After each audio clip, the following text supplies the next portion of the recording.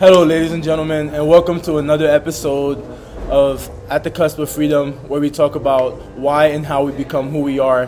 Today I have a very special guest, a good friend of mine, Louis, who will describe why and how he became a software engineer at Google.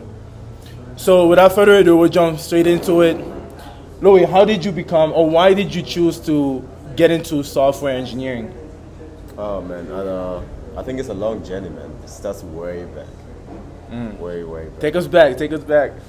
Yeah, I think we have to start back in where I come from. Okay. So I'm originally from Zimbabwe. I was born and raised over there, and I came to college into the US. I think you have a similar background, no? Yeah, I do. Yeah. So I came to the US for college in 2017. And before I came to the US for college, I had previously applied for university, like for college in the US for 1 year, and I couldn't get accepted into any colleges. So what I did is I ended up applying to the local university in Zimbabwe called University of Zimbabwe. Over there, I chose to study mechanical engineering. And during my time over there, actually, all the students who were doing engineering were required to take a computer science class. Oh wow, that's pretty good. Exactly, yeah. So that was my introduction to computer science, first of all. Oh, how was your introduction? Did you feel like it was hard, or did you feel like, wow, I'm in love with this, with the technology, and I'm in love with the field? My first introduction was not too bad. I think I was naturally inclined to computers, even in high school, but I had never gotten the chance to actually find a place where I could learn computer science or something like that. Nice. Because in college, instead of doing computer science, I was doing math, physics, and chemistry and stuff like that. So at the University of Zimbabwe, that was my first time actually studying computer science. And I realized that I was pretty good at it. Because what ended up happening is that in my first course, at the University of Zimbabwe, I was the best performing student. Oh, wow. In the Java course that they offered for everybody. Okay. So I think that was a good indicator that I was pretty good at this thing, and I should have continued doing it in the future. Okay. So the reason why you chose or you decided to get into computer science is because it was mandatory at the school, at the university that you went to, and you felt inclined towards pursuing it, and you already had a natural love for computer science and computers. That's pretty dope. So how did you become a computer or a software engineer at Google? Oh, at Google. Then, so the story continues. Okay. So after my first year at the University of Zimbabwe, I reapplied to American colleges. So that's redoing the SATs, writing the essays, and all that type of stuff. Okay. So I did that. Then I was accepted to Dartmouth College, right? And that was fucking amazing. I was okay, I got a scholarship. Then I gotta what? I gotta go. Yeah, you gotta go. So yeah, I quit my engineering degree at the University of Zimbabwe 1 year in. Then I decided to take on another journey. Okay. And that journey was the one that brought me to the US. Wow, you know what's crazy? I didn't even know you could, because coming from Cameroon, I didn't know you could apply to get into college from the university that you attend within that country. So this is actually new news for me, and hopefully for some people watching from Africa or anywhere else in an underdeveloped country. But anyways, you could do the same thing, yeah. So actually, so applying was my own endeavor. It's not through the college. Oh, okay. It's me applying on the side, saying that, okay, man, I'm studying over here, but I think I can apply to some other stuff. Okay. And maybe get a scholarship. Nice. So I was doing both tracks. Then this came out pretty good, got accepted. Then I decided that I was gonna, take a new journey. Take a new journey, man. Then that was in 2016 when I got accepted. Then 2017, that's when I started at Dartmouth College. Nice. So when you started in college, what was it like adapting in college in the United States versus being in college in Zimbabwe? And what are some challenges that you went through in college in order to, or some challenges that you strided through in college that helped you get that computer science degree And how did you become a software engineer from college into full-time? To full-time. So after getting to Dartmouth College, I was still split on like engineering and computer science. So I took math and was it math? And I forgot the other courses I took my first semester because I wanted to do engineering. But then the second semester I was like, okay man, I've done computer science before. Why not try this at Dartmouth again? So I ended up taking computer science 1 at Dartmouth. And you know what, I didn't do pretty bad. I was okay. I was like maybe an A- or something like that, which was pretty decent. So I realized that actually I do love this thing and I'm pretty good at it. So why not continue with the track? So did computer science too. Then after that I also met other African people, like other African students who were also studying computer science, who were like maybe 2 or 3 years ahead of me. Okay. And I started connecting with them like, yo bro, how does this work? Like after computer science, what's the next thing you can do? And then they started telling me about their journeys, like, oh man, the next step maybe, you have to think about what you want to do after you graduate. And what I wanted to do after I graduated was be a software engineer. I mean, I'm good at it. Also, it does pay pretty well. So I was like, okay, let's plan out the journey now. Yes, sir. Right? Yes, sir. So how did the plan go? So the plan was like, so I was in my first year over here. And the plan was like, first of all, you have to do computer science classes.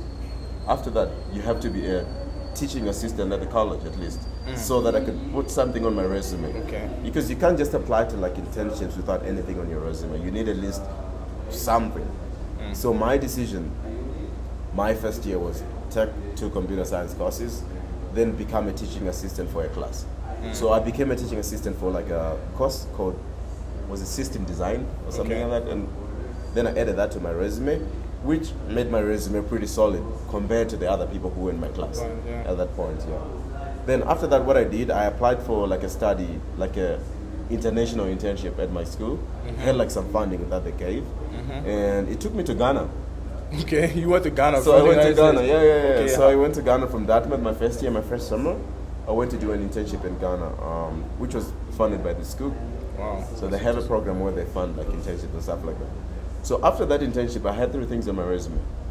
I had the classes. You had a teacher assistant, teaching assistant, and an internship at Ghana. So that made me pretty competitive. Yeah. So the next thing I had to figure out was like, when do I apply for internships? Because internships are there, but like you have to know when to apply for internships. Yeah. Because you can't just say, okay, I want to apply for internships and apply now, when you are like towards the summer. Yeah. Because the period is already over. Yeah. Exactly. You know how it works. So my freshman, was it freshman fall or like the first semester?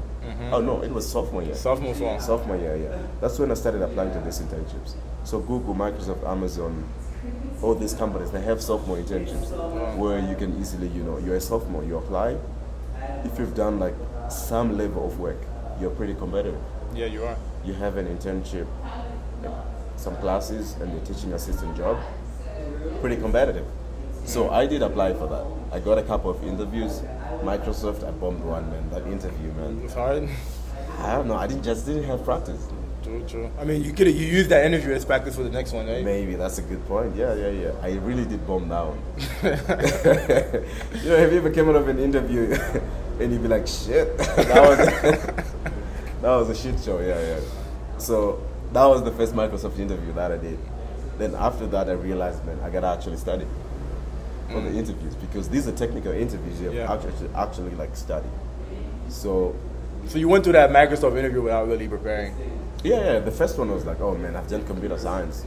I'm pretty solid. Let's freaking go. Yeah. And then you realize, man, this is not bread and butter. I have to double grind, man. You have to actually put in some level of work. So over the winter break, I bought like Cracking the Code interview.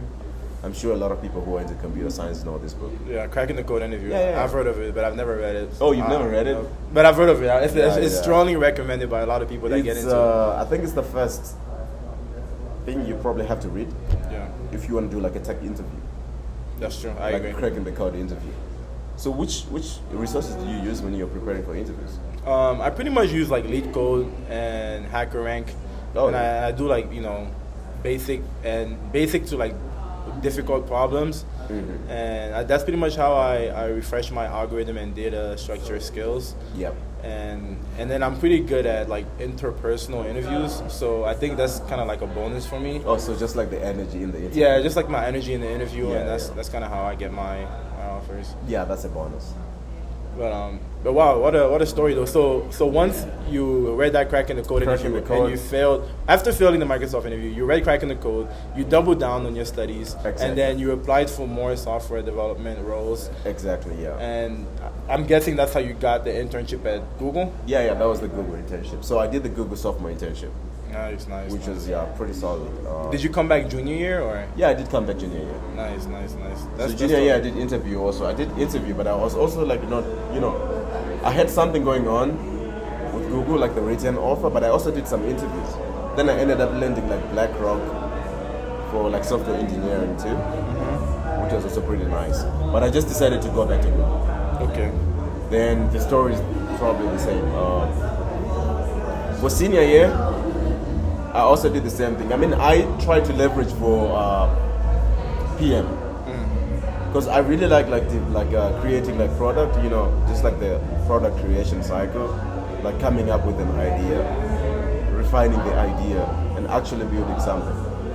I like that process, so I decided to leverage PM, product management. Yeah, I'm not too sure if people are really familiar with product management, but I did try to leverage that. I did a couple of interviews, moved on to the second round, but I ended up not getting it. So that was a bummer. So I ended up going back to software engineering and starting at Ruby. I mean, who knows? Maybe you can try again. I'm sure you're more experienced now, and you can probably have a better chance at getting that role.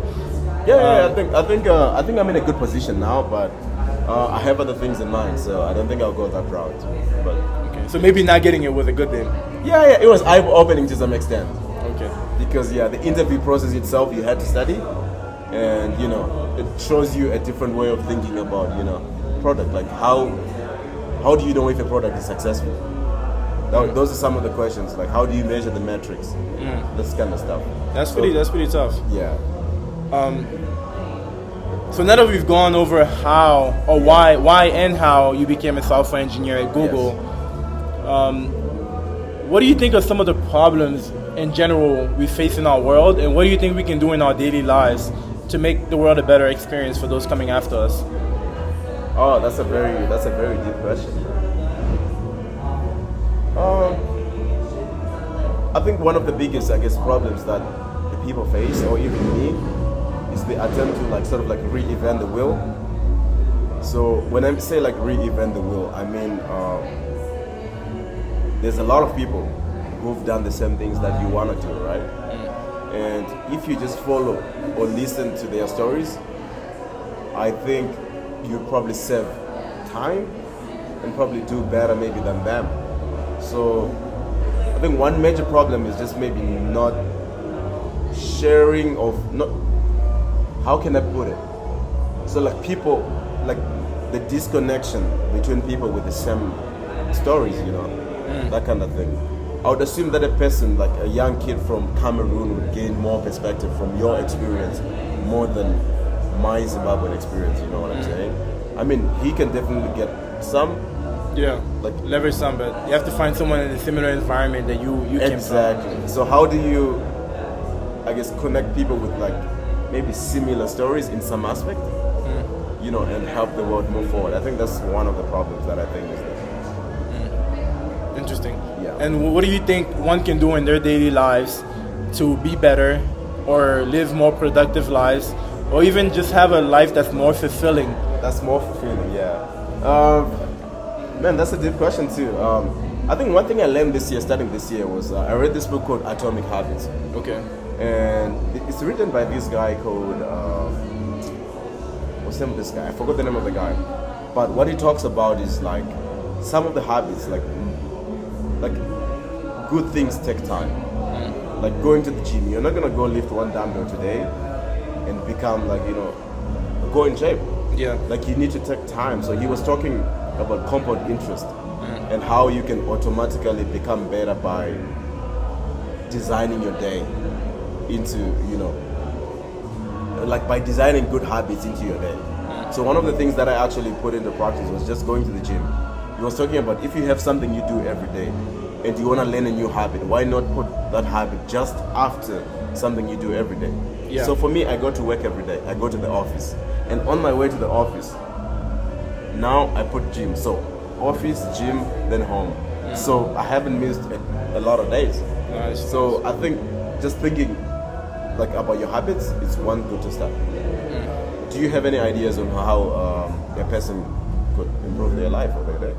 Yeah, I mean, I think my advice would be to try to be your best self. Like, yeah.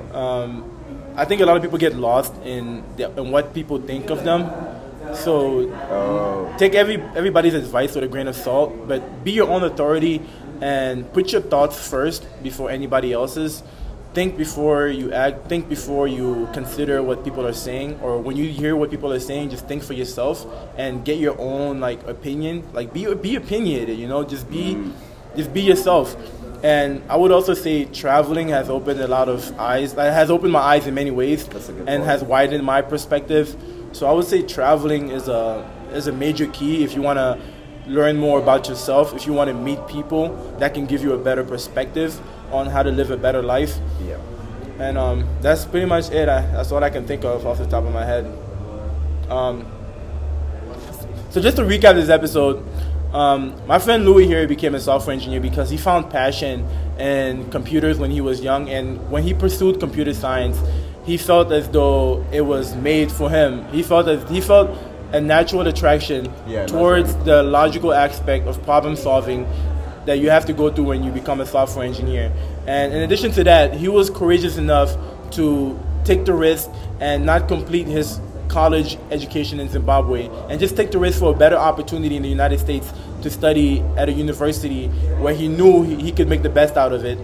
And in addition to that, after failing the first interview he had with Microsoft, he didn't just give up, but he doubled down and did research on what he can do to be better prepared for his next interview, and that landed him his interview with Google, which he got, and subsequently he got back an intern at Google before becoming a software engineer full-time recently. It's been an immense pleasure having you on my podcast, Louis. Me too, man. And I think you've shined some really intense light on some very key topics, like not giving up and taking a new route if you need to, in order to do what's best for yourself.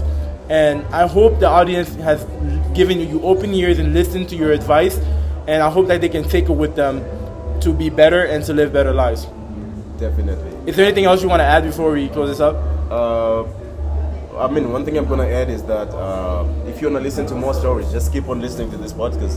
There's another interesting character who's coming in on the next one, right? Yeah, there is. We just met him today. Yeah, we just met him today. Just keep on tuning. Yeah, keep tuning in, and we'll have more people on this podcast to share advice that you can take and apply in your daily lives so that our world can be better for those coming after us. Thank you. Adios. All right, bro. Appreciate it, man. Let's go. Good stuff.